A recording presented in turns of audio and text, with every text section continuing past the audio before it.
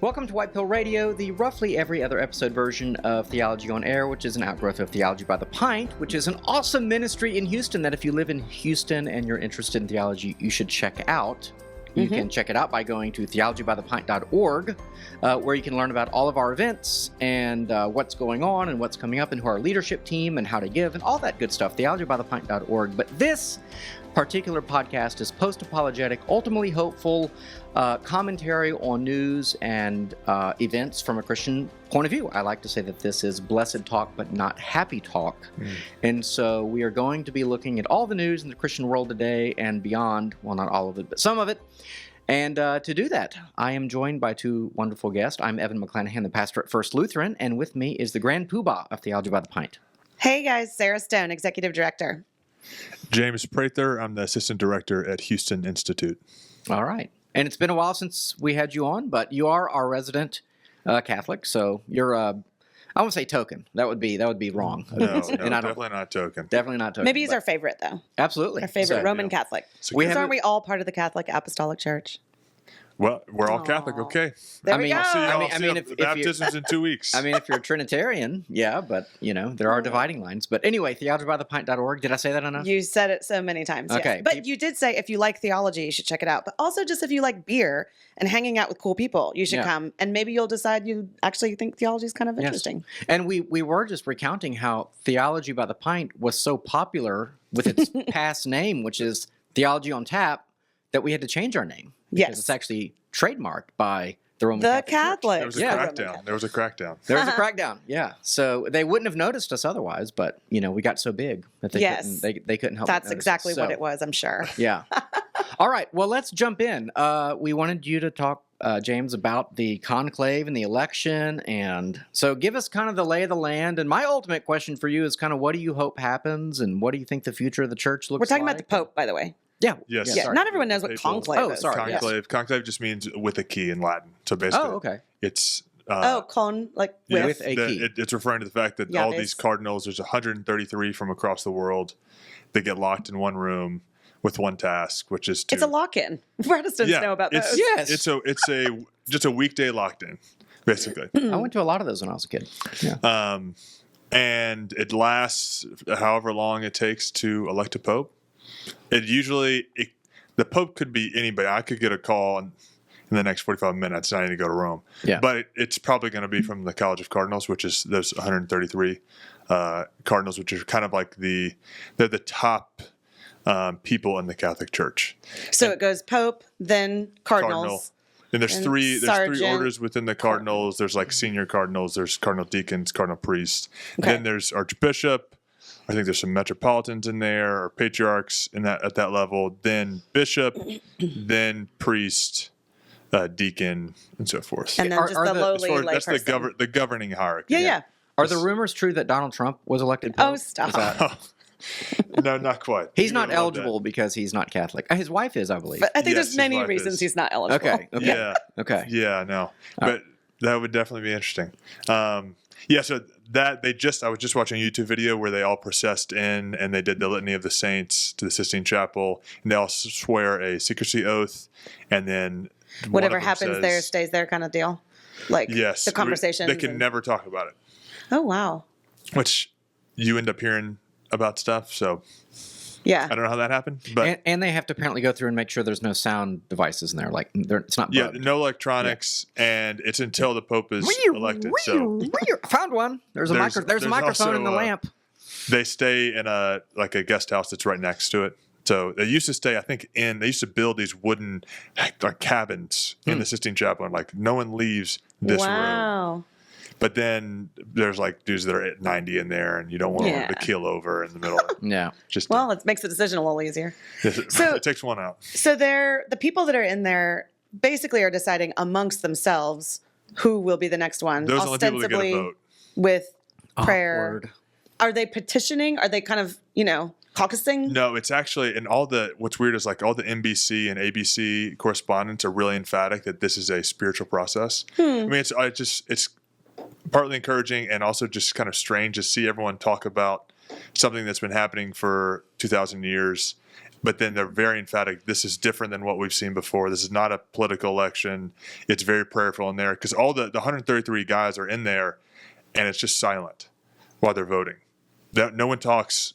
There's different chats, but that's outside. That's like at dinner or lunch or breakfast. When they're actually doing the voting, everyone's silent, and they go up. So they basically, you write your vote down, you take your ballot, you walk up to the front, and you kneel, and you place it on a dish, and then that dish you place, or you like pour into this big kind of urn. Okay. And then everyone does that one at a time.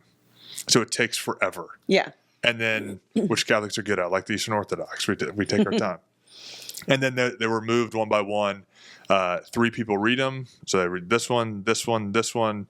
And then they have 3 people to double check. And those 3 people are like changed every day by lottery, essentially. Okay. And then. So it's a continuous voting because you vote once unless. No. Just one session in the morning. 2 sessions in the morning, 2 sessions in the afternoon.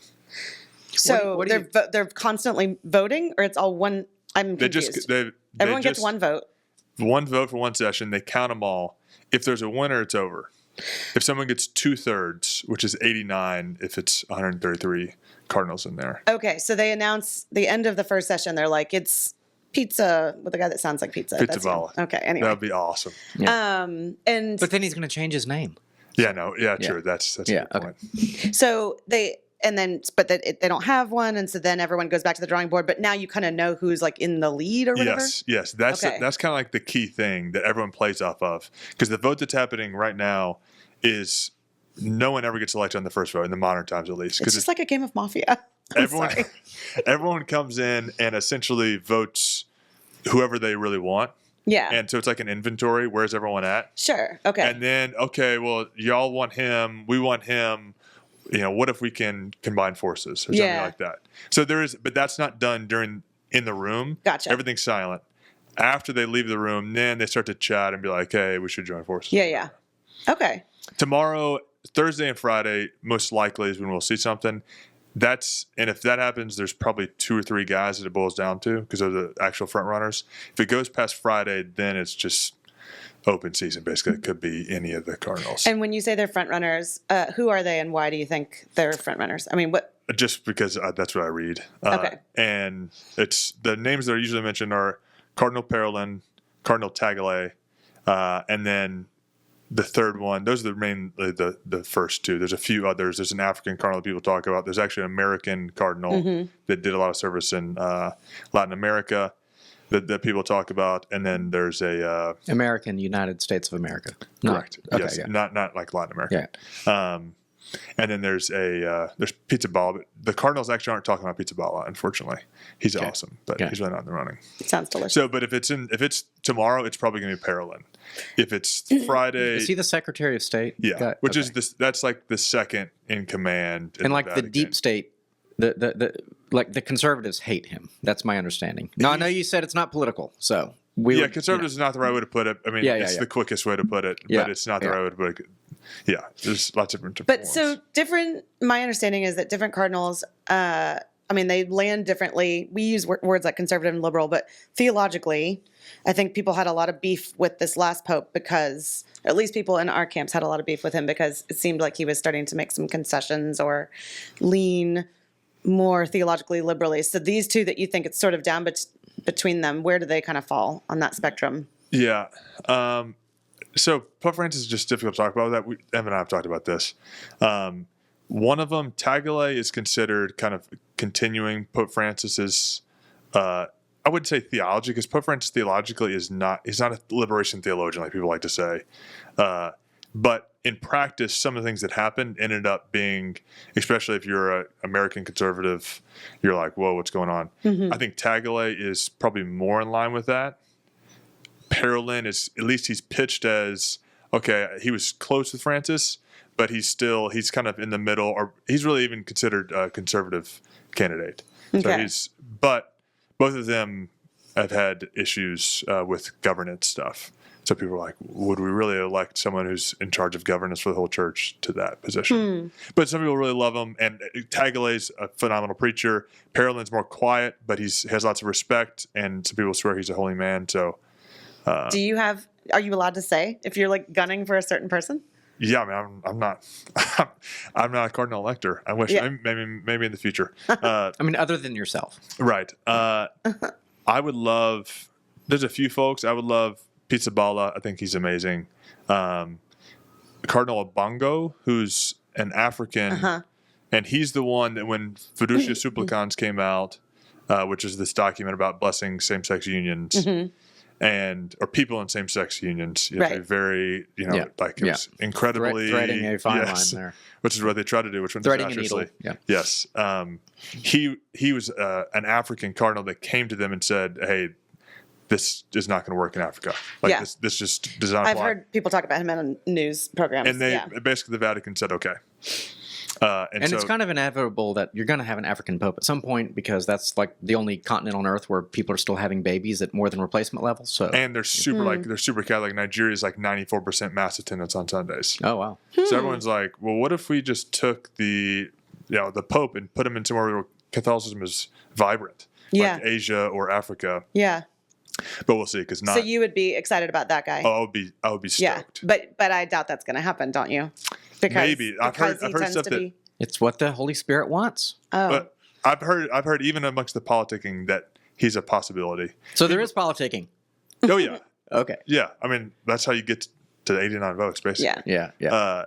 But the people that love the Orthodox conservative Catholics love Robert Cardinal Sarah, who's an African cardinal. He was tight with Benedict. He's also been in leadership positions with Francis, and they're like, he's really going to get elected. I don't think he's going to do it, but Mbongo might, because Mbongo still has some friendships across kind of different ideological camps. Okay, interesting. But we're probably not going to see. I'm trying to temper my expectations and just say, okay, it's probably going to be parallel, which we're going to pray for him regardless. Yeah. But we'll see in the next few days. Okay. Yeah. And we're waiting for the white smoke. Yeah. Not black smoke. We could get black smoke anytime soon because they're obviously voting right now. Yeah. Well, he's got it open. You guys, like men often have ESPN open on like dates. You know, he's got his like phone to see about the smoke during our notifications podcast. On. Yeah. I'm trying to decide whether I'm going to do a notification in the middle of the night or if my wife will let me, because I've gotten really into it. She's just not into it. I've been trying to be like, hey, who do you think is going to be Pope? And she's like, I don't know. That'll decide. The Holy Spirit will lead them. Like, yeah. Whatever. Well, that's not fun. Yeah. So I wrote an article, and I mentioned it at our White Pearl Radio last week. There was a snippet of it published at that time. The full article has been written now, and it basically says the Catholic Church is too big, just like America. And so I think you would hate it, basically. But my basic argument is that it really kind of shouldn't matter. I mean, that's kind of the point. Like within an office, a cardinal is an office holder, just like a pastor is an office holder. And theoretically, now I'm coming from a denomination that I left, right? I left the ELCA. And so I have nothing in common with my former denomination. And I'm further from an ELCA Lutheran pastor than I am with a, say, Presbyterian conservative, right? Yeah. So I'm not throwing stones in glass houses and all that. Yeah. But the concept should be that a pastor is a shepherd of Christ's flock, and that it doesn't matter who does it.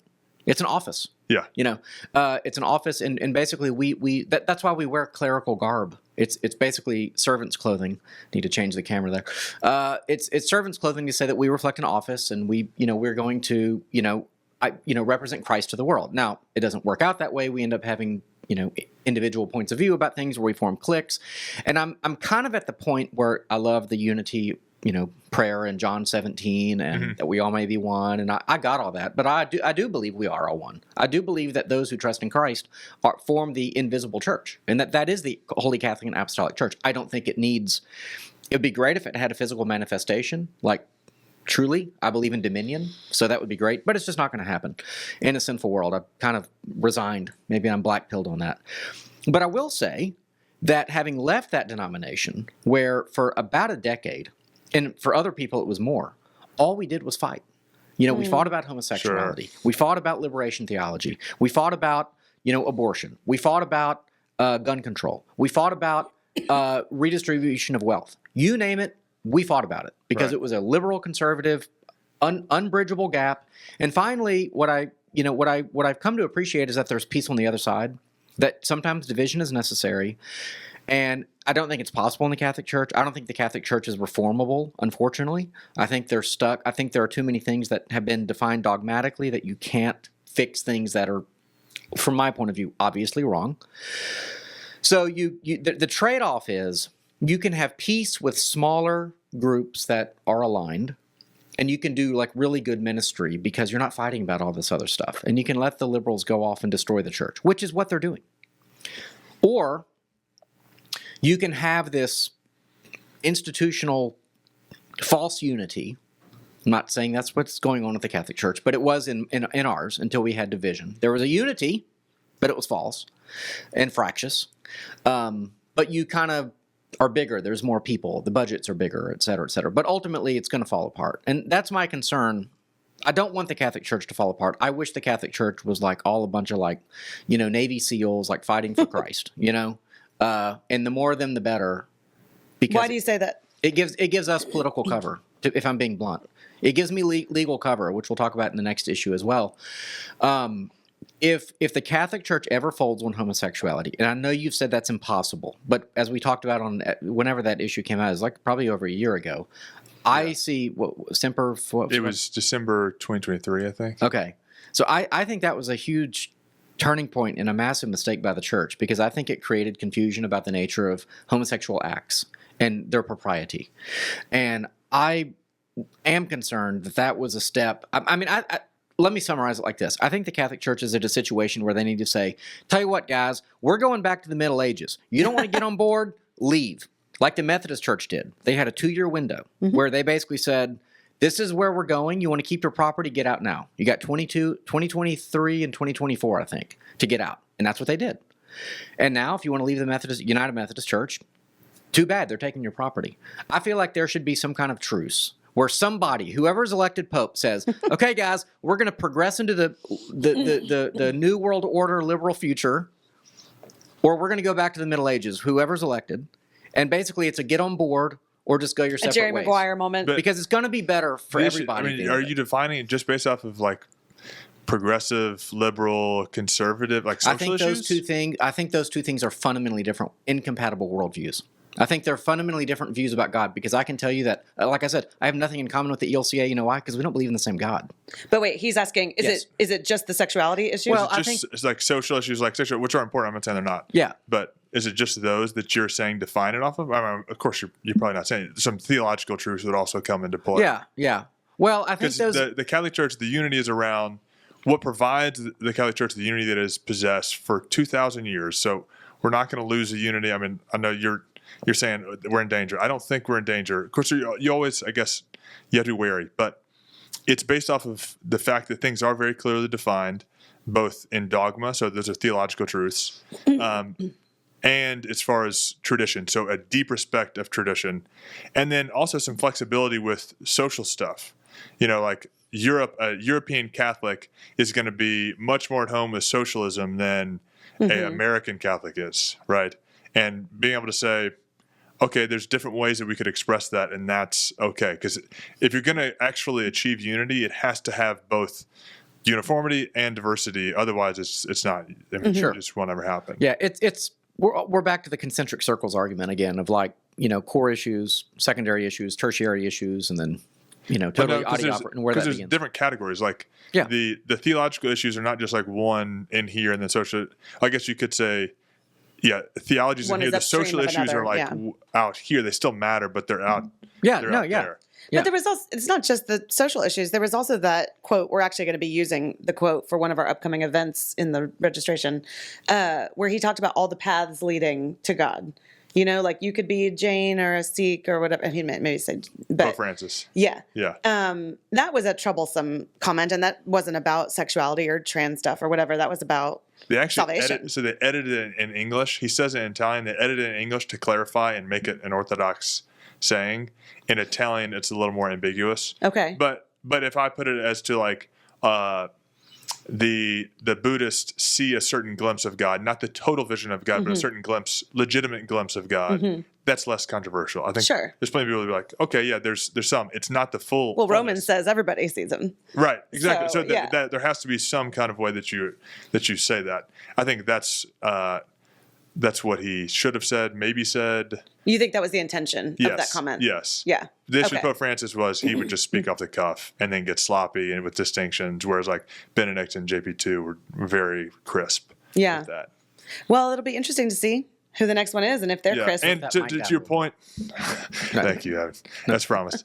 To your point, it should be, I mean, yeah, it should be based off the office, right? Like that's, now with that said, if you have someone that is heterodox or someone that's like a bad person in that office, you still pray for them, but it's bad. Like I think it's appropriate to cheer for. You want a holy man to be at the seat of Hey Peter. guys, Sarah Stone here. Sorry to interrupt what I'm sure is a riveting podcast episode, but Theology by the Pint needs your help to continue providing these podcasts, offering our in-person events, and growing so we can bring thoughtful conversation and the hope of the gospel to a world that's increasingly walking away from church and from faith.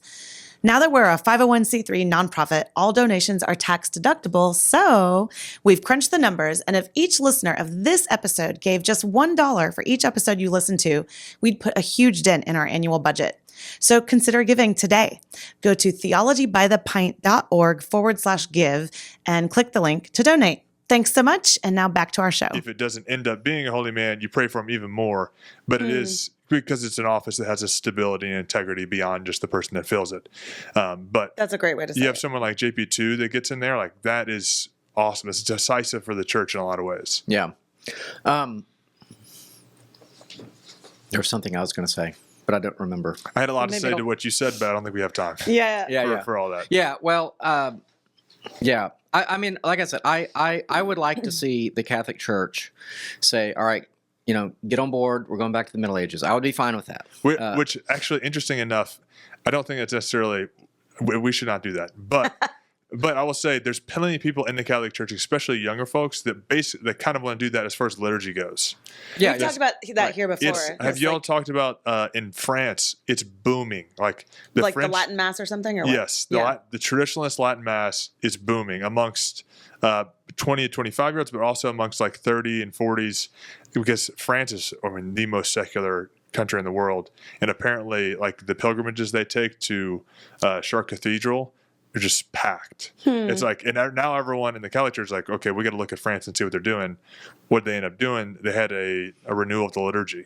Essentially, an old school liturgy that has Latin, that has Gregorian chant, that has all the old school beauty that we had for so long. I'm feeling vindicated right now. I just want to say that. Yeah, that was my intention. Yeah. Well, listen, it's After I said you were wrong. loosely related, but excuse me, the desire for something different on Sunday mornings, or maybe Saturday night, as the case may be, but something other than what you experience every day in the week when you just go off to your job and live your life.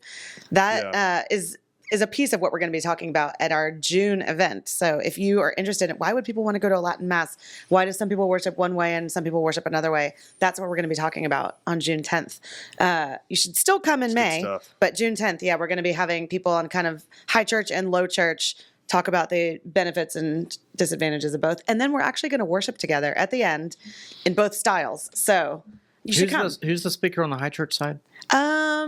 I don't think you've heard of it. No, it's Evan. Evan is the guy. And how long does he get? He gets that's a 12 good minutes. get. 12 minutes. Yes. Oh, I Easy will use. money. I will Easy use. money. Oh, that's so easy. Yeah, so easy. But we're going to have some pipe organ action, and it's going to be Yes. great. My 14-year-old, just turned 14-year-old son has agreed to play the organ. So Who was playing downstairs when I walked in? The piano. my daughter.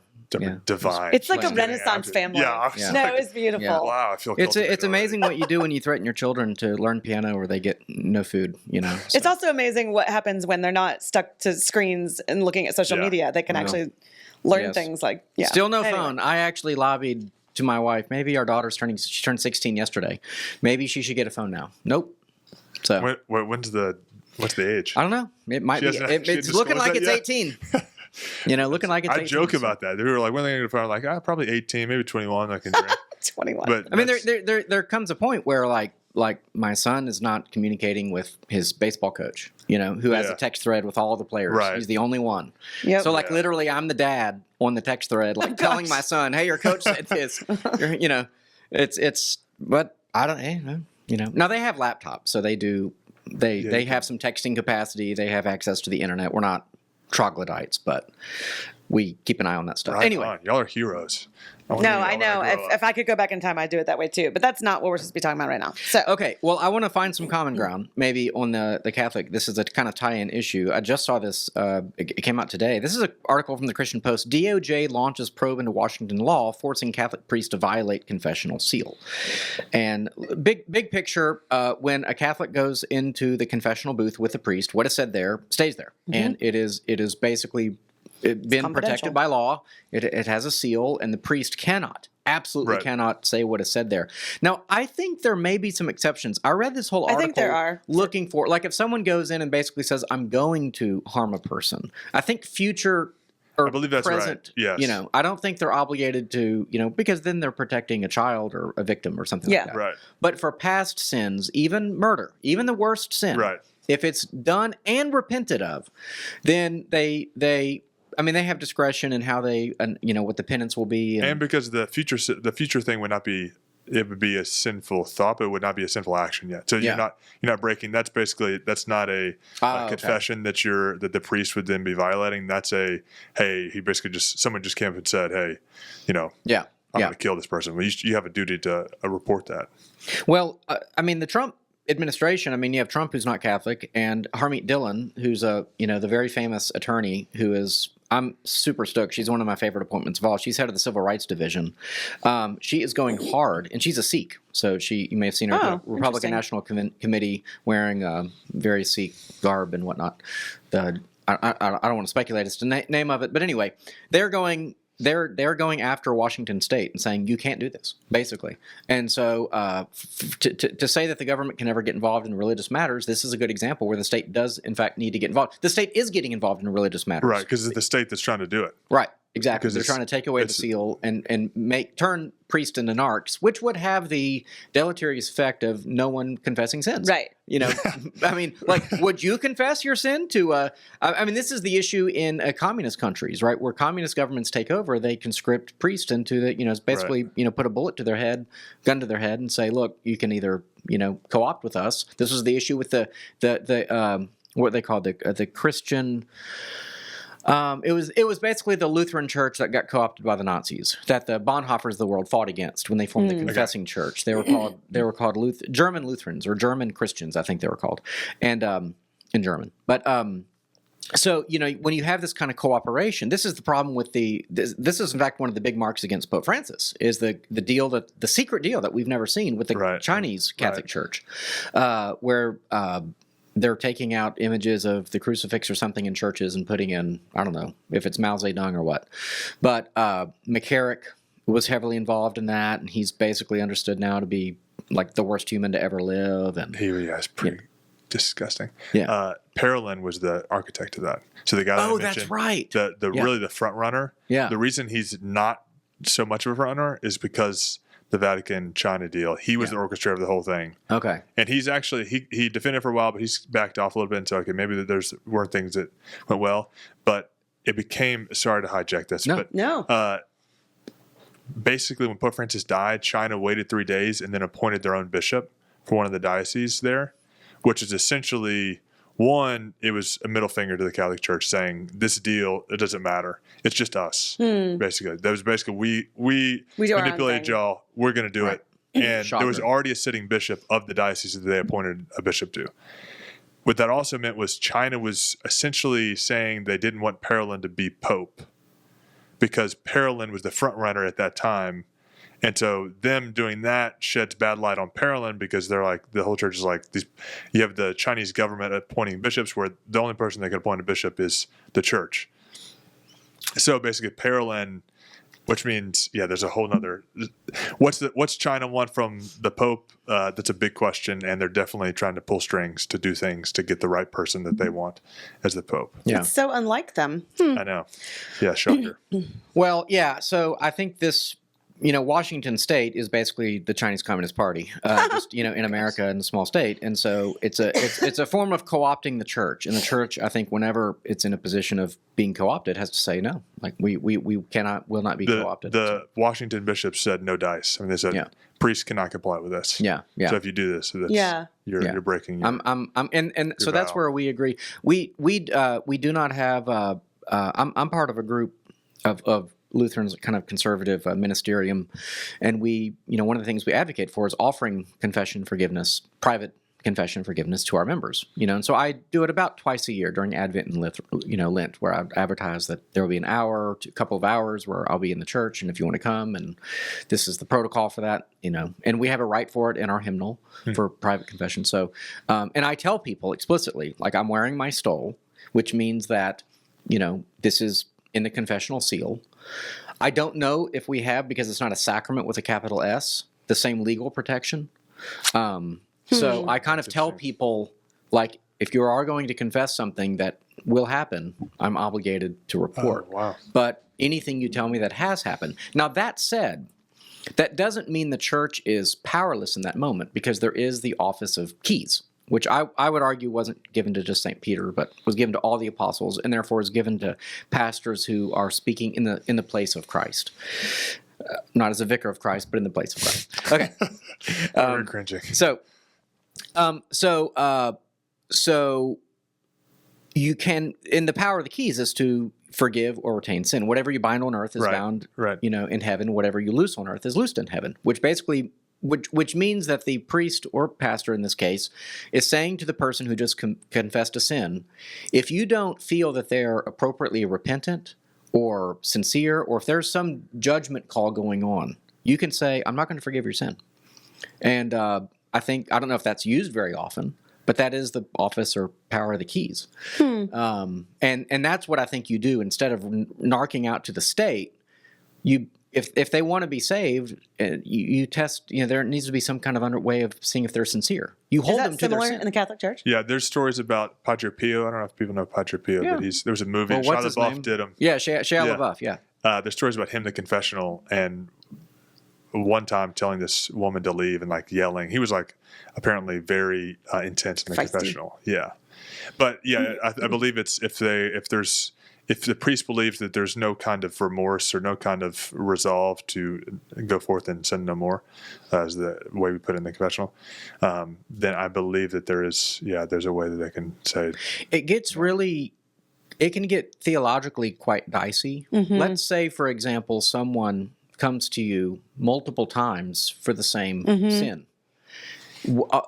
They're really repentant of it, but if they keep, kind of like addiction, if they keep doing it, then are they? Right. Because at some point you have to chop off your hand, or you have to pluck out your eye.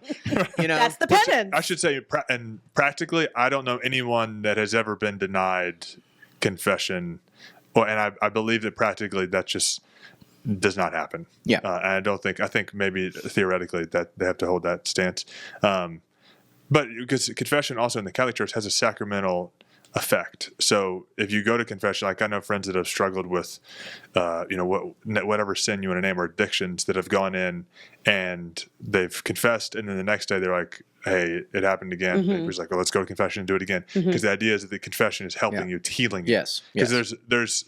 I'm not saying it's a 1-time limit, 2-time limit, 3-time limit. It's a discernment call. But I think they would you'd have to have a priest on board. But I know one of my friends has done it and had like a string of a long time of going confession a lot. And the priest was like, continue to come on. Because that was, it's a medicinal thing. Yeah. That's interesting. We could do a whole episode about that. Yeah, it is interesting. And I'm glad, I'm hoping people are seeing the Trump administration. Not to make it political, but they are taking a side in this, and a very strong one. I think that's a good thing. Yeah, definitely. Okay, speaking of church practices that might be a little on the shady side, or I don't know, church governance that maybe doesn't look good. And I want to couch this by saying, some of my best friends go to Second Baptist here in Houston. Yeah, this is a Houston story. Yeah, it's a Houston story, but it's kind of a national story in some ways. Do we have any smoke yet? No smoke. No smoke. Everyone's waiting on the smoke. That's all we got. Yeah. I'll keep checking. This is a story. Julie Roys is reporting about it. Roys Report, ROYS.com. But this first came out with Jeremiah Council, which is basically a group here in Houston. where they are suing Second Baptist, and I have no idea of any guilt or anything like that. I'm not saying anyone did anything wrong. These are all allegations, but the basic allegations are that bylaws were changed without sufficient chance to read them, transparency. They said they were kind of to give the church more flexibility in fighting woke, like religion or woke movement or something like that. But basically, it seems to have taken away the right to vote from its members, to kind of empower a board and really a senior pastor to almost act like a pope, if you will. Not even. Popes would be more constrained, I think. To have no limitations at all. And the suit is specifically against Ben Young, who's now the senior pastor, and his father, who apparently, I'm not sure if they get along very much anymore, because Ed Young Sr., I think he was about 85 or 87, and he finally retired and handed the ministry on to his son. So again, you talk about legacy, you talk about...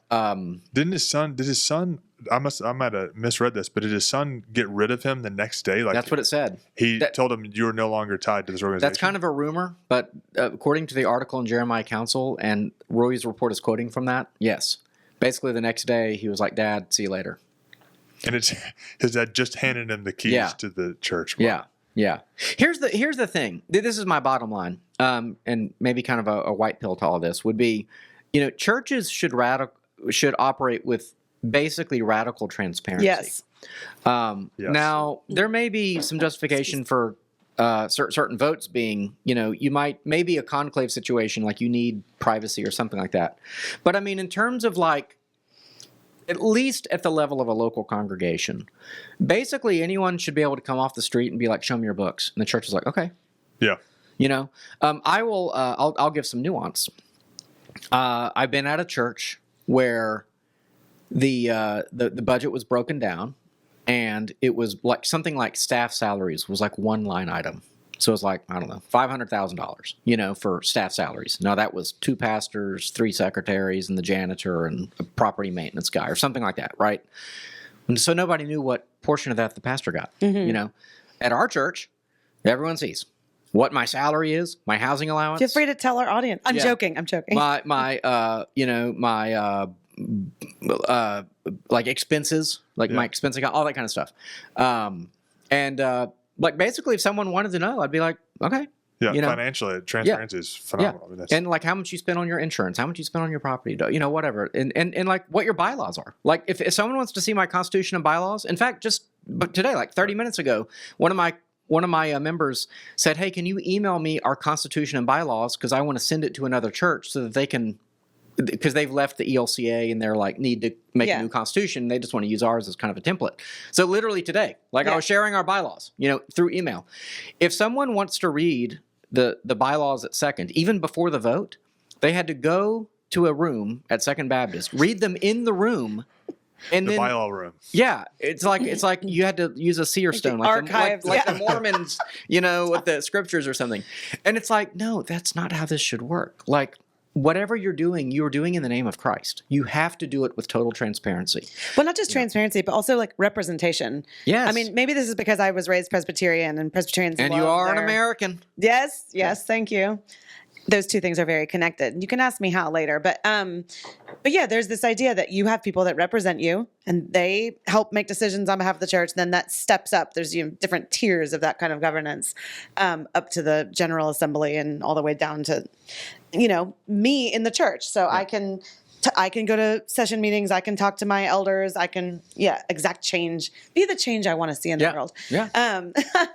But this whole thing happened not quite in the dark of night, but almost. Yeah. Nobody wants to attend a church meeting after service on Sunday. Yeah. I don't know. I kind of like them. And it was I do. She's making the rounds across Houston at church meeting. No, just mine. I mean, we've had a lot of, we hold a congregational meeting. We usually have 2 or 3 a year, and we've had visitors like. Is there food or drinks? Yeah. Okay. Often there's a potluck anyway. I'm down. Yeah. But it was 200 people out of 94,000 members. Now, maybe 94, let's just say 94,000 is a padded number, and the real membership number is 60. That's wild. Still, you're talking about, not many people. Somebody did the math on that. We're theologians. Don't get crazy. Well, and the other thing is, Ed Young Jr. has had a megachurch in the Grapevine area up in DFW for years, and he and Stephen Furtick. This kind of megachurch model has spawned a whole industry of bylaws, pass-throughs, shell companies, LLCs, ways that one of the people named in the lawsuit is like the Second Baptist Corporation. Now maybe that's innocent. I don't know. I don't know what the Second Baptist Church Corporation is. Maybe that's just Second Baptist Church. I don't know. But these guys seem to become experts at like creating third parties that actually run the deal and make the money. And then they'll use tax benefits like housing allowances so that if a pastor makes $1 million, I mean, if a senior pastor, if they want to pay him $1 million, they'll have $800,000 of that be a housing allowance, which is tax-free. Yeah. It's not Medicaid, Medicare, Social Security. It's not FICA tax-free, but it's income tax-free, which at that tax level is a lot. And so they do these things with like trusts is another way to like as tax havens and stuff. All that is so icky to me. Yeah. It's just so gross, and it should all stop. Well, it should all stop. Have been sort of banging this drum for a long time. Again, because I grew up as the daughter of a pastor of a small church. I thought for a while it was just sort of a preference thing. Like, oh, I like small churches. That's kind of my thing. That's my niche. No, I actually think that that's how it ought to be. No. That a church should not be so big that your pastors don't know you. They can't shepherd you. I'm part of a church right now where the pastors very much shepherd. And it's not just me and my own experience. I talk to other people that are going through stuff and they're like, oh, yeah, Drew and Andy were at our house last weekend. They put together a collection of prayers for just what we were going through. Oh, Drew and Andy had us over. Those are my pastors. They know what's happening in the church. They're shepherding the church. So the whole megachurch model, you're talking about sort of the financial parts of it that are gross or this kind of polity that gets skewed. But there's also just like, how can a church this big care for the people in its and by the way, this thing that happened with their bylaws, I happen to know there's at least another church here in town. I will not name names, but that's considering doing the same thing, basically. Yeah. So because you have a big church doing this and they kind of quote got away with it, I think it's almost giving permission to smaller churches to be like, oh yeah, we can just be like this. And another example of church and state separation issues, I had a member say, well, a church, you shouldn't have members of a church asking the state to get involved. Yes, you should. The church is a corporation.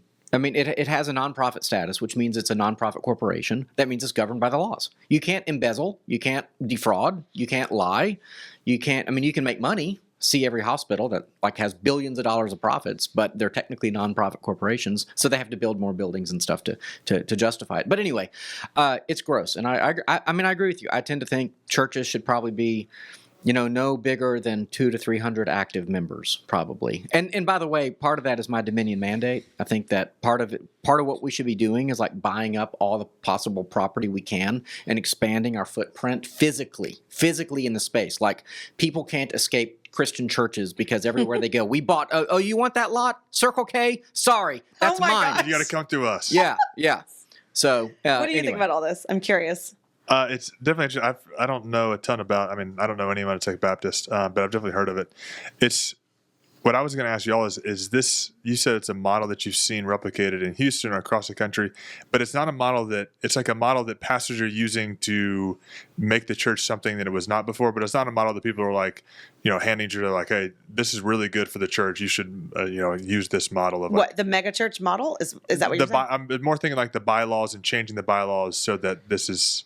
That's the just way it was for here's. I mean, that's just something I happen to know from being involved in someone's life that's part of one of these other churches. I don't think they're going around advertising. Hey, here's a great business plan. I think it's essentially done on the cover of Night with clever attorneys and third-party trusts and shell corporations to give the senior pastor, like for example, the church won't be able to know if this is true. Allegedly, the church will not know what the senior pastor's salary is. Right. How is that okay? I don't know, and they won't be able to vote on his salary. I mean, it could be a corporate situation where basically, like in say, I don't know, Pfizer. The stock price went up 40% this year, That means the value of the company went up $1 billion, and the contract with our CEO says he gets a 10% bonus for every dollar. You know what I'm saying? Yeah. Like it could be a situation like that where like so then your incentives and priorities as a ministry could be totally off. Like you're about how do you raise money? Maybe we increase the tuition of our school. Maybe we hammer people about tithing. Maybe we come up with more creative, sermon series that people will like more. Sure. None of those are the function of the church. It's to proclaim the gospel and make disciples, and if you're not, bottom line is I just don't think you have integrity if there's a whiff of impropriety. I don't know how people tolerate it, truth be told. I don't know how, if they really do have 94,000 members, sorry to my friends who are, some of whom are listening to this right now going, hey man, and I'm actually, I do think that they do a lot of great work. And it's an amazing church and like in so the many school, ways. For sure. From what, I know people who work at the school and they do like incredible ministry, and I'm jealous. Kind of my kids can't go there and stuff like that because I can't afford it. So I'm not. Maybe if they're paying their pastor. But yeah, when I I coached football at Episcopal when we played Taking Baptist. Solid team. Oh, okay. That's your knowledge. That's basically my only indication. Is there transparency in local Catholic churches about, say, how much people are making or what the budget is? Yeah. Oh, yeah. But parish bulletin, it's there. At a weekly basis, I think. Yeah. Transparency. And there's a whole conversation of transparency in the Catholic Church, obviously, because of the sexual abuse crisis that happened. Yeah. And priests, to their credit, take a vow of charity or poverty. Yeah, priests still owned things. They still have an income. Yeah, sure. But yeah, they're like nonprofit. Yeah, no. The priests they're nowhere near, I think, the Young's salary. Generally speaking, the way that we think of it, Lutherans think of it, and we're pretty modest Midwestern ethos, is like sort of what a teacher makes, or maybe if you're like a pastor of like a really big church, kind of what a principal makes, because the education requirements are kind of the same, and both are seen as sort of civic servants and stuff like that. So that's kind of a ballpark, like a pastor should. These days, like an average starting like salary plus benefits package for an average teacher is probably about $100,000. And so most pastors are probably in that ballpark when you add up all things. To be in that ballpark. I think the parish priest also has a ton of pressure from the religious. So the religious, monks. There's people that have taken literally a vow of obedience, poverty, and chastity. Yeah. Because those are who they're kind of like looking at. Those are like really the leaders spiritually of the church. And even like Pope Francis. Pope Francis died, from what I've heard, with like $200 to his name because he would give it out a lot. He was a Jesuit, and Jesuits are huge on poverty, but also outreach to the poor. And Pope Francis was very involved with the poor, even in Rome. Yeah. Well, that's very cool. I will say Martin Luther, his wife had to basically hide money because he would give it all away too. He did have that. But he was a monk. That kind of gift. I think he really, for all of his faults, and he did have many, he really didn't care about physical things. He really was dedicated to the truth, I do believe. And it was like a problem. Like Katie was always mad at him that he was always having people over, and like she would have to feed them. And it was like whatever money he had, he would give it to anyone in need and that sort of thing. I love that you referred to her as Katie. Like that was, I know. It felt like it was just like they're down the street. The Luthers are down the street. Our good friends, Martin. We call him Marty. Yes. Okay, next story. This will be quick, but there's kind of a megachurch tie-in, this is again from the Christian Post. Pastor John Gray apologizes for failures, reveals healing in marriage with wife Aventer, who, by the way, I remember doing a story on my old radio show about his wife who drove a Lamborghini. But no one knows who John. People don't know who is John Gray. John Gray's a megachurch pastor, and I know of him because my friends in Houston that go to Lakewood, who are sort of embarrassed. Lakewood is the Joel Osteen big megachurch. Okay, and they're kind of embarrassed because they know like, oh, okay, Joel Osteen is kind of a shtick, and it's all about money, and it's kind of embarrassing. But John Gray was the guy who did like Wednesday night services, or like he was like the legit teacher and like the real biblical guy. That's how I know who he is. And so I remember, like I said, years ago, I did a story about how his wife has a Lamborghini and how they justified that because it's an SUV Lamborghini. It's basically a grocery getter. Okay, it's not a sports car, right? They basically said that. Okay. But obviously living an opulent lifestyle, and now it comes out that there were many, many women that he, had improper relationships with. I'm not going to go into details. You can read the article for yourself. He basically blames his childhood. He blames a demon spirit that came on him when he was a child. And so as an adult, he basically has no self-control. And it just feels like this is like a 3-hour podcast podcast where he reveals all this. It just seems like megachurch pastors get into this. I mean, it happens at smaller churches too. I got it, but there's sexual impropriety everywhere you look, in public schools and the Catholic Church. There's been Lutherans who have done terrible things. I got it. But it feels like just like dominoes. They just fall. Even Ravi Zacharias and Stephen Lawson was accused of impropriety. Karl Barth supposedly had a decades-long affair with his secretary. Yes. Mark Driscoll. It happens. Yeah, Mark Driscoll. But I don't know there that is he had an something affair. in common, right? I mean, that it's not just a mega church; it's a church without. We talked about transparency, but also accountability. Right. So this is one thing I think. Not that we have not seen any scandal come out of it, but say Catholics, Anglicans, Presbyterians. I don't know as much about some of the other denominations, but there's so much sort of upward accountability. For instance, at my church, if my pastor started spewing some crazy heresy on Sunday mornings, I know that I could go to the bishop and be like, what's happening here? Almost tattletale, get them in order. And that's what would happen. Same in the Catholic Church, Presbyterian. I can go to the elders. I can go to Presbytery. But then you have these churches that are kind of congregational. So they're either non-denominational, Baptist, or there are various other denominations where everything is sort of happening at the congregational level. There's not like this sort of outward like polity that kind of has checks and balances. So I think that kind of creates a space for these kind of scandals. And then you add to that the size and the popularity and the power and the money. Yeah. And it's just it's a recipe for It's because I'm thinking about this, and I'm always for the next 3 days I'll be thinking of the conclave the entire time, but I'm also thinking about the Pope, because the Pope there's a room right after he gets elected where he goes to what they call the room of tears, where he just like cries because he realizes the immense weight that the papacy has. But these people are essentially, like you said, it's similar to Pope's situation where you have this huge 94,000 people, and they're all looking at one person on a weekly basis, and then throughout. I mean, like, better than I, the pressure a pastor takes, but that can get. I know it's just an immense responsibility. That's why I mean the papacy is such a fearsome thing, because you have so many eyes and so many consciences looking at you, looking to learn. And I don't think that it seems like these guys are not prepared for it. I mean, that's like a huge undertaking to have that amount of not pressure. if you have a demon. Yeah. Yeah. Jesus says, he who's trusted in the small things can be trusted in the larger things. And so I do think, there should be a path by which a pastor, is tested and, seen to be trustworthy. They still might be liars and frauds, Right. And to a degree, all of us feel like liars and frauds because we know that we're sinners. But yeah, I wouldn't want this responsibility. I wouldn't want that responsibility. That's a heavy load.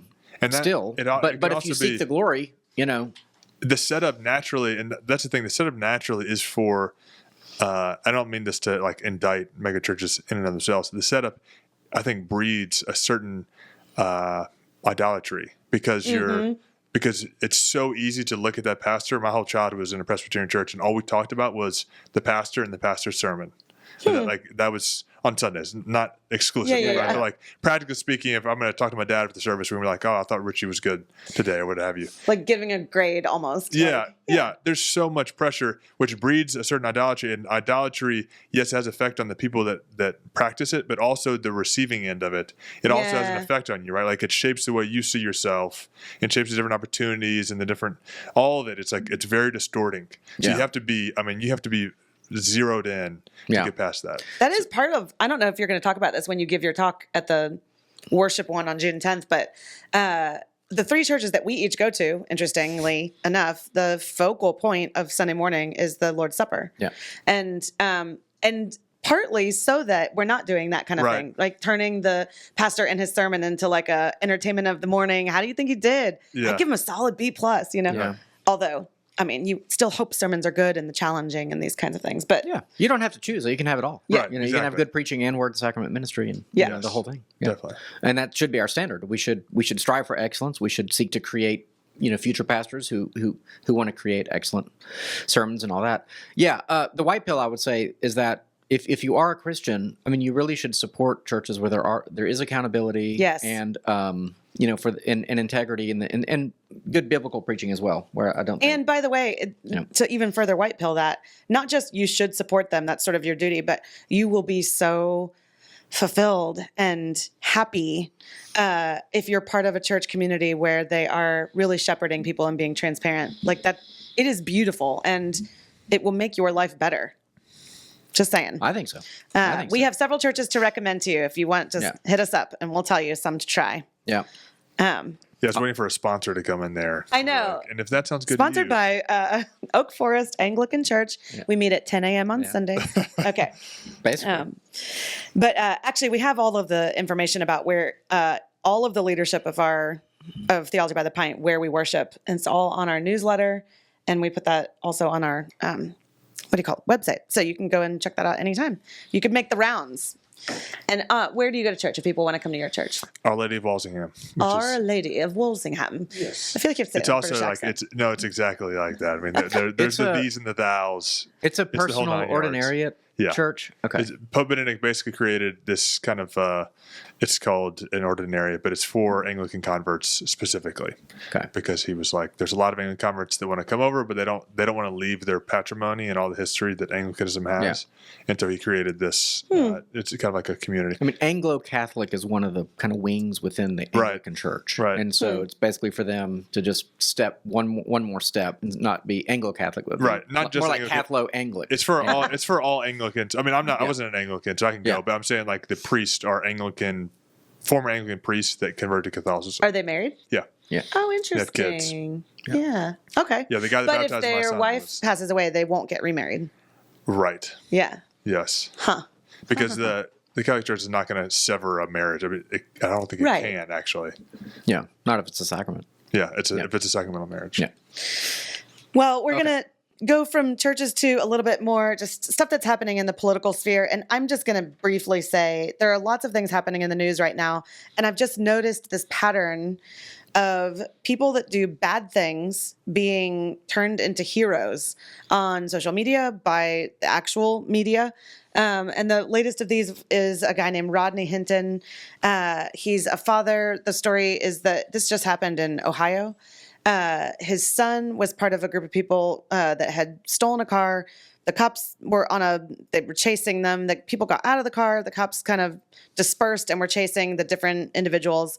Rodney's son was carrying a gun, dropped the gun, picked up the gun. So I haven't actually seen the footage. I've only listened. But the police shot him and killed him. And this footage was shown to the father, maybe as a way of saying this was justified, the body cam footage of this.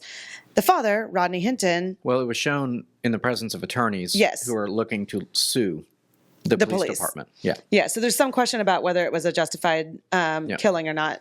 And I don't really want to weigh in on that because I could kind of see both sides. I'd need more information. But either way, heartbreaking. I mean, just heartbreaking. I have an 18-year-old myself. And, if someone showed me footage of my daughter being killed, I would not know what to do with myself. But here's what I wouldn't do. What Rodney Hinton did was he was so enraged that he took his car and used it as a weapon and decided to get back and, quote, get justice. But he didn't go after the person that killed his son. He just picked a random police officer, deputy, and mowed him down in his car and killed him. Who was directing traffic for like the University of Cincinnati graduation. Yeah. So standing out in the street, vulnerable, no protection. Yeah. And even if he had found the person that had shot his son, it still wouldn't have been the right thing to do. But this is just, leaps and bounds beyond, quote, the right thing to do. So in my mind, this is an act of evil. And I understand his heart was broken, but it was still an act of evil. And the masses are just coming out, calling him a saint, just lionizing him and talking. He's been in court and they're talking about the optics of all of these lawyers that are in the room, but he held his head up. All the cops. Oh, sorry, cops and attorneys. But says they, meaning the cops. This is a headline from an Instagram post I just grabbed at random. They really tried to use over 30 deputies to intimidate Rodney Hinton, but he kept his head up. I mean, in the video, he literally walks by him with his chin like this. Right. Like, kind of scoffing almost. Yeah. I mean, it makes me think, of course, of the other stories recently in the news, the Carmelo Anthony. Yep. And not to be confused with the sports guy. I don't know. Okay. Anyway. The number 3 pick in the 2003 draft. Yeah. Right. Am I wrong? Is he in sports? He was an icon back in the day. Anyway, LeBron he, of v. course. Carmelo, that flamed out. Yeah. So Carmelo killed his peer, and then was lauded, and people raising money for his family. And then, a few months ago we had the oh my gosh, I'm totally forgetting his name, Luigi Mangione, who shot the insurance CEO. And so many people are like, well, I get it. I'm like, you can hate health insurance companies, but you don't say you get it that he just killed a man in cold blood on the street. There's something really, as you said earlier, icky about the way that so many people are turn these people into heroes. And I guess we've talked about how we're going to put these things that we're talking about into a theological bucket. And I guess the theological bucket would be something like, A, vengeance belongs to the Lord. If you think that vengeance is due, there are proper ways to go about that, right? But B, that we are supposed to laud and love and praise worthy things, whatever is true, whatever is noble, whatever is, and these are acts of violence, hate, and evil. And so I think we need to really not just walk back and not be part of this, but speak against it. Like, do not put these people on a pedestal. They've done something wrong. Not that they're outside of God's redemption, obviously, but I'm noticing a trend and I don't like it. So I wanted to come and be cranky on here about it.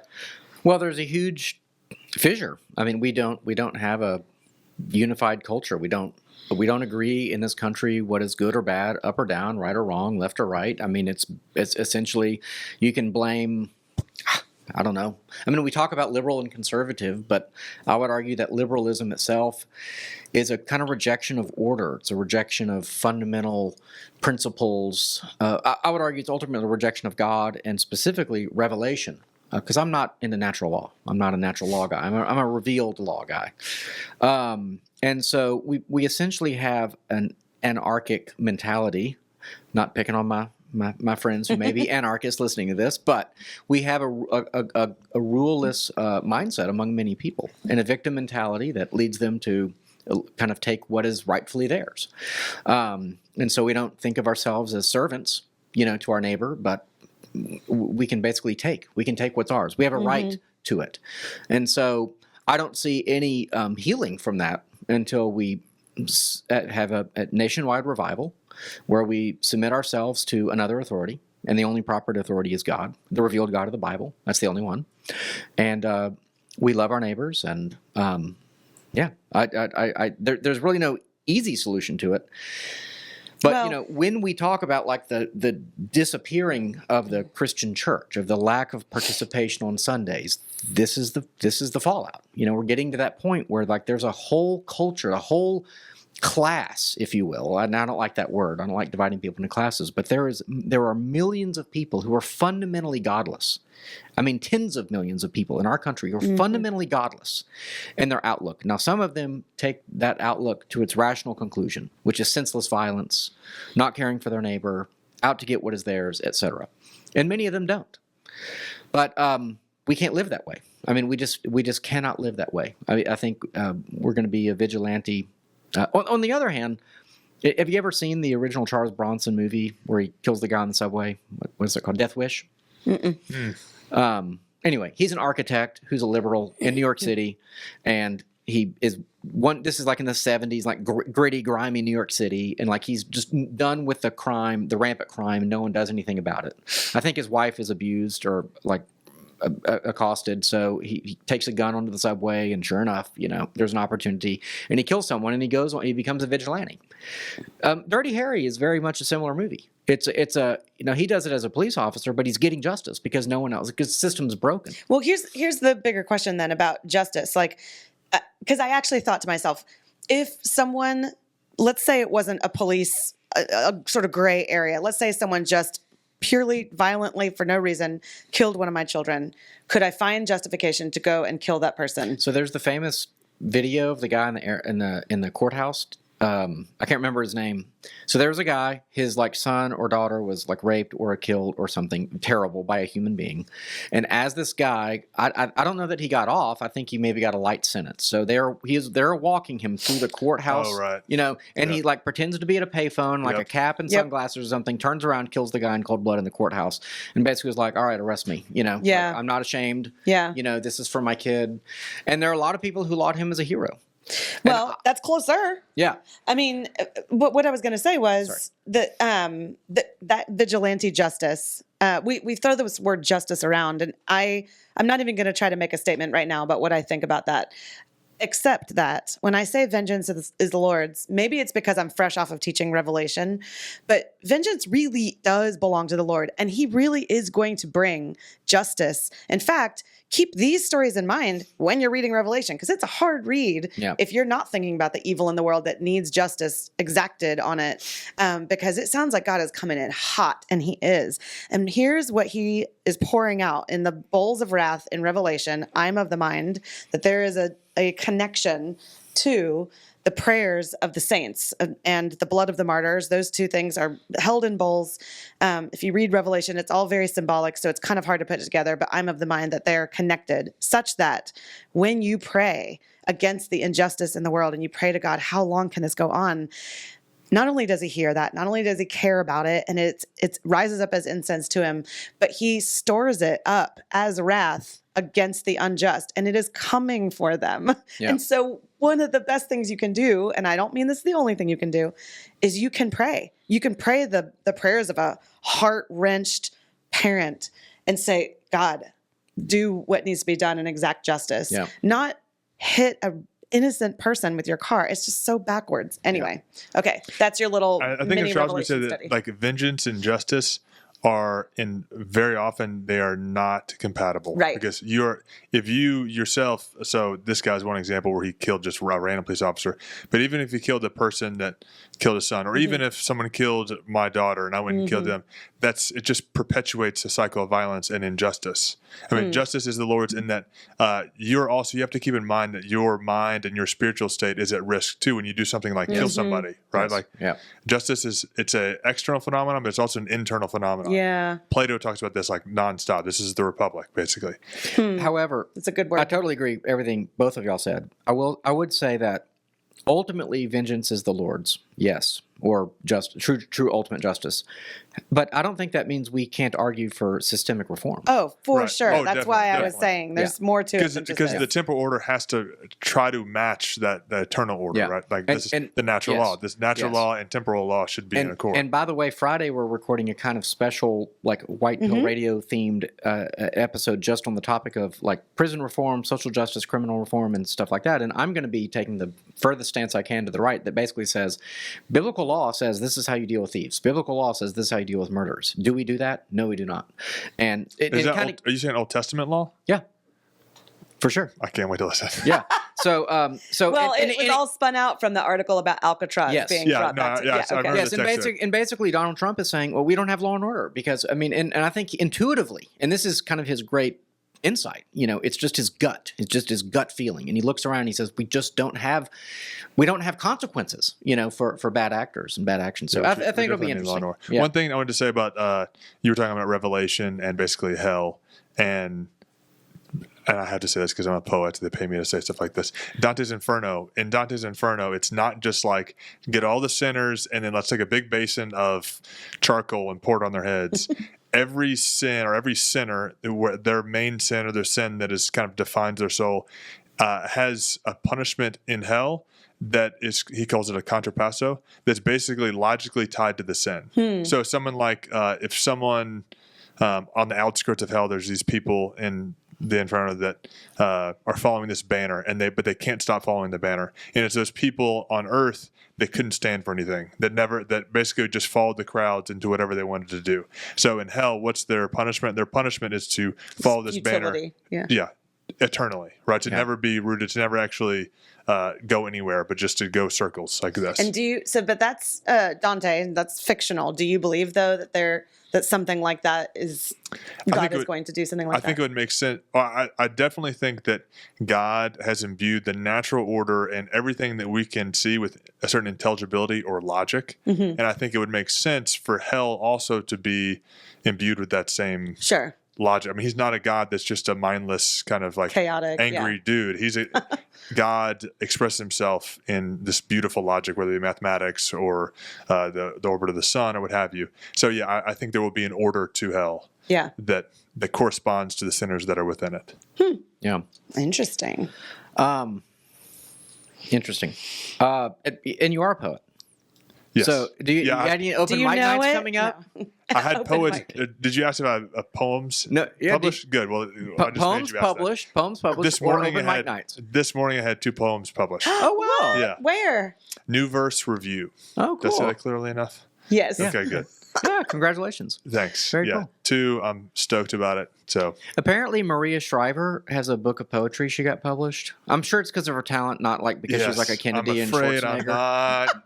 Don't know if you've read it to yet. No, not quite. I'll get All around to it. All right, hopefully I'd like Yeah, to. no That's open very mic. cool, though. I actually do this. I can't believe this is true, but this summer, it's not an open mic night, but it's a reading. Okay. That I'm doing at USD.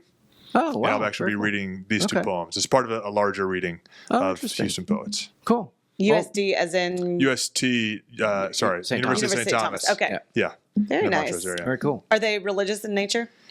The first one I ever actually Sarah, had everything published. is religious in nature.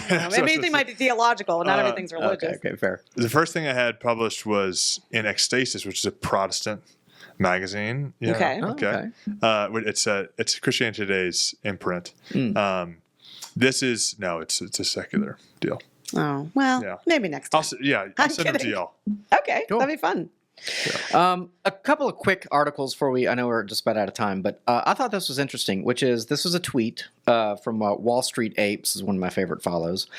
U.S. taxpayers subsidize Coca-Cola $10 billion every year. And you might be going, how does that happen? Congress has been cleverly hiding the funding in the annual Farm Bill. Congress subsidizes Coca-Cola to the tune of about $10 billion taxpayer money every single year.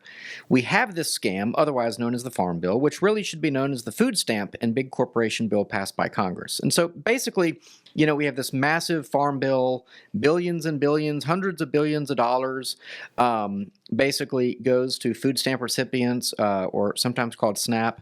And so if people who have food stamps or EBT cards are able to buy junk food, then who's the biggest purveyor of junk food out there? It's Coca-Cola. It's not only Coca-Cola by any means. And so I just thought that was an interesting number. I don't know if that's an estimate or what. Louisiana did just sign a bill into law, I think this week, saying no more food stamps or, EBT cards or whatever going towards junk food anymore. Mm-hmm. So, and that's been a big part of the MAHA movement. And I think your average taxpayer, because ultimately this is taxpayer dollars being funneled down to, how people spend their money. In fact, I will say this. When I was 13, 14, I was in 8th grade living in Natchitoches, Louisiana. There was a little grocery store a block from our house. I went there all the time. And we would see people like loading up on luxury items like beef or junk food and play with food stamps.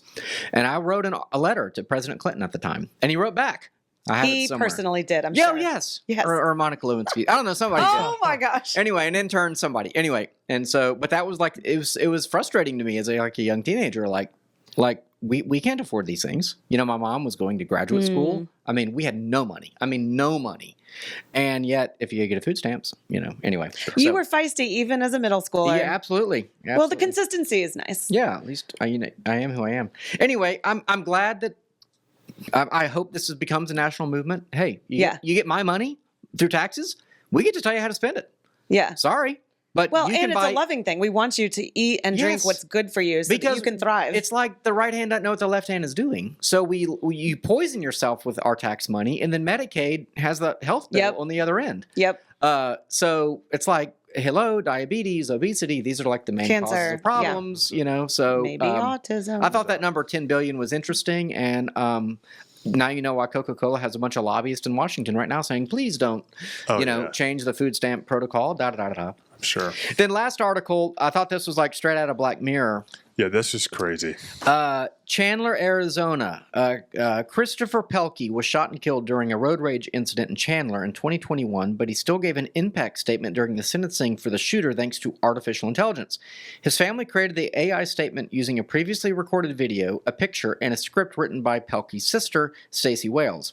Quote, I said, I have to let him speak, and I wrote what he would have said, and I said, that's pretty good. I'd like to hear it if I was the judge. So, To be fair, he didn't speak. That's No. the article says and then he appeared via AI. No, he did not appear. his wife Right. put words in his mouth through AI. Sister. Yeah. Okay. Yeah. Well, Even and it's, worse. and it's like we don't know what he would have said. I mean, it's a best guess given his Christian values, and actually what he said was a word of forgiveness. Yeah. So it wasn't like Yeah, but maybe in his dying moment, he's like, I'll never forgive Right, this you just guy. don't know. Exactly. So like We just think AI poof. can't the sister's victim statement be good enough?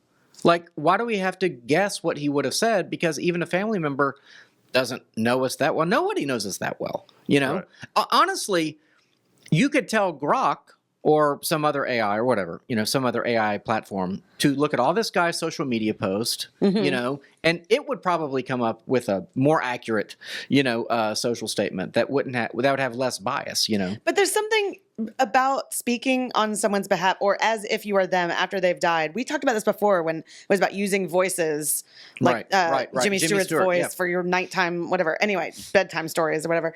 But this is even more like you're speaking as if you're him posthumously. It feels a little I necromancy-ish. know. I didn't like it. Yeah. Yeah. No, And for he sure, isn't going to say yes or no to that. I mean, that's and Right, you there's just no you just consent. can't possibly know. I mean, like there's no amount of statistical analysis to where you'd be like, well, this is what he will say. No, he has free will. He just Or even maybe it's exactly what he would say, but he wouldn't want you to do this. right. Like I he mean, wouldn't want you to or display it doesn't matter, because I think as a value judgment, like all courts should say no AI. yeah, In agreed. anything. The lawyers don't get It to doesn't use even AI to do their impersonate somebody. homework. The judge doesn't get to use AI to determine, to help him make decisions.